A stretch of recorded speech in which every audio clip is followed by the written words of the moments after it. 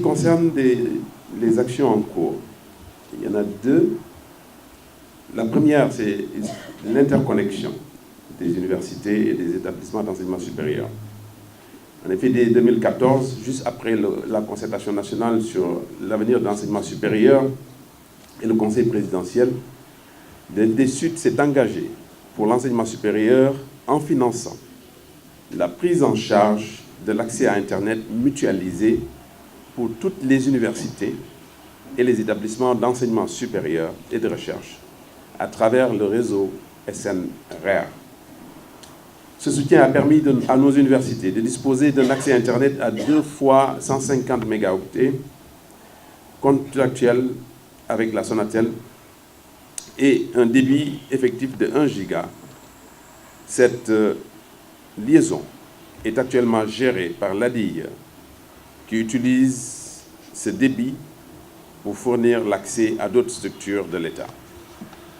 La convention avait également prévu l'audit des réseaux universitaires et la mise en place de systèmes de gestion du réseau pour garantir une meilleure fluidité de l'accès à l'Internet pour tous les usagers du réseau SNRER. Ce deuxième volet de la Convention n'a pas pu être réalisé totalement. La deuxième action est liée aux espaces numériques ouverts. En effet, dans le cadre du projet de construction de 50 espaces numériques ouverts, le FD Sud s'est engagé en 2017 à financer la construction et l'équipement de 8 espaces numériques ouverts, dits ENO, dont 4 en 2017 et 4 entre 2018 et 2021, à raison d'un ENO par année, pour un montant total estimé à 4 milliards 800 000 francs CFA, soit 600 millions par ENO. Le FD Sud a déjà versé la première tranche de 1,2 milliard qui ont permis le lancement des travaux pour 5 ENO en 2017 et 2018 à Podor, Kermassar, Orkadiéré, Oussouye et Bignona. Cependant, il est constaté un léger retard, mais nous sommes persuadés que le FD Sud va combler ce gap en effectuant les virements demandés afin que les marchés en cours puissent se poursuivre et que les nouveaux marchés puissent être lancés avec comme objectif de finaliser les 5 ENO en 2019 et les 3 restants d'ici 2021. Dans une deuxième partie, donc, je l'avais dit, je vais vous parler des besoins nouveaux pour un accompagnement supplémentaire. Donc, en ce qui concerne les besoins nouveaux, le ministère de l'Enseignement supérieur, de la Recherche et de l'Innovation voudrait solliciter le FD Sud sur 4 actions.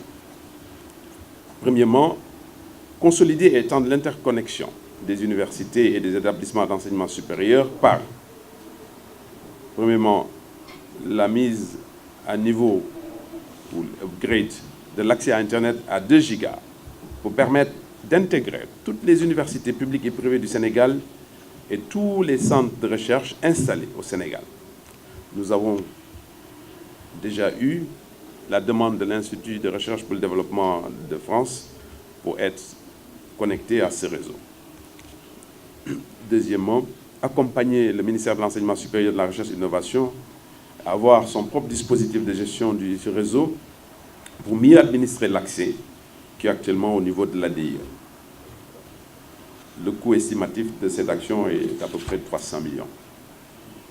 Troisièmement, dérouler le deuxième axe du protocole qui consiste à auditer les réseaux internes des universités et leur fournir les dispositifs de gestion de leurs réseaux internes.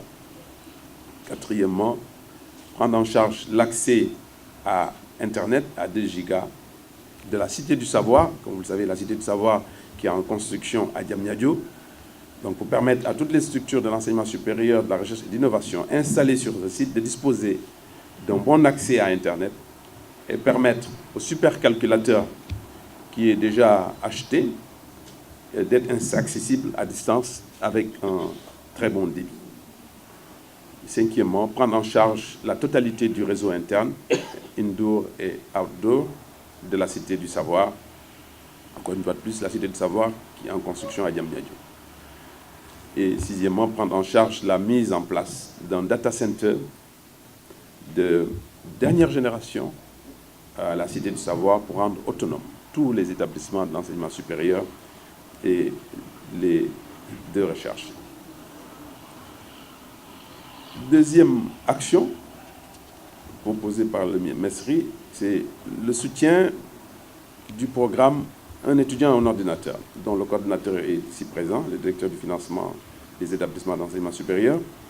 Donc, dans le cadre du développement de l'environnement numérique de l'enseignement supérieur, le ministère a mis en œuvre la directive présidentielle relative à la création de l'université virtuelle du Sénégal et la modernisation de l'environnement de travail des universités physiques avec la mise en ligne des cours. Le développement fulgurant de l'enseignement à distance est tributaire de deux piliers majeurs: l'accès des étudiants aux outils informatiques par les ordinateurs et la connectivité.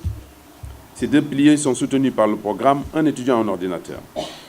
En 2019, la subvention accordée par l'État à ce programme a baissé de 47%, donc d'où l'urgence et le besoin d'accompagnement du FD Sud pour faciliter l'accès des étudiants à l'ordinateur et à la connexion.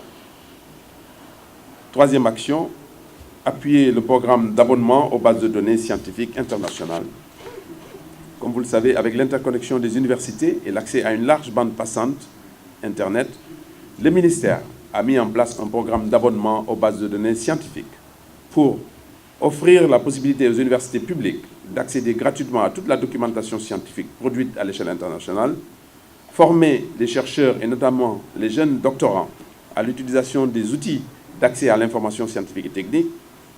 Troisièmement, accroître la production scientifique des universités.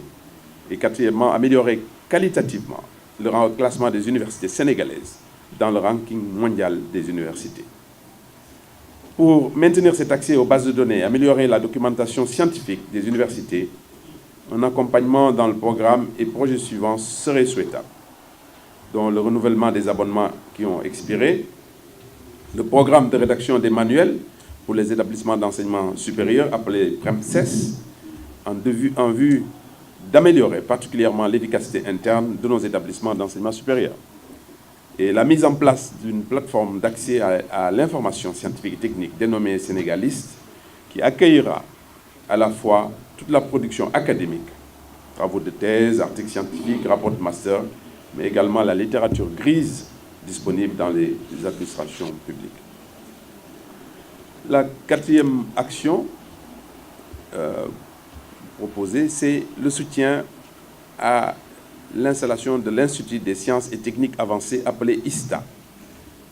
Cet institut, donc ISTA, est un institut de formation et de recherche orienté dans les domaines de pointe des sciences et des technologies qui sont au cœur des innovations du monde d'aujourd'hui et du futur.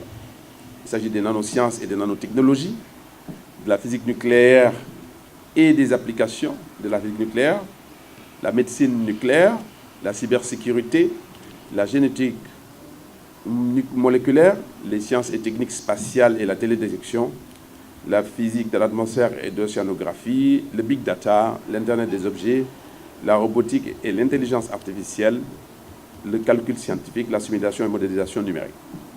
Donc, le ministère souhaite un appui notamment dans l'acquisition d'équipements pour faciliter le démarrage cette année des formations et recherches liées au numérique et en intelligence artificielle. Je voudrais pour finir réitérer les vifs remerciements du professeur Mary Teuw Niane, ministre de l'Enseignement supérieur, de la Recherche et de l'Innovation, au FD Sud, et à son président, M. Ali Koto Ndiaye, à l'ARTP et à son directeur général, M. Abdou Karim Sall.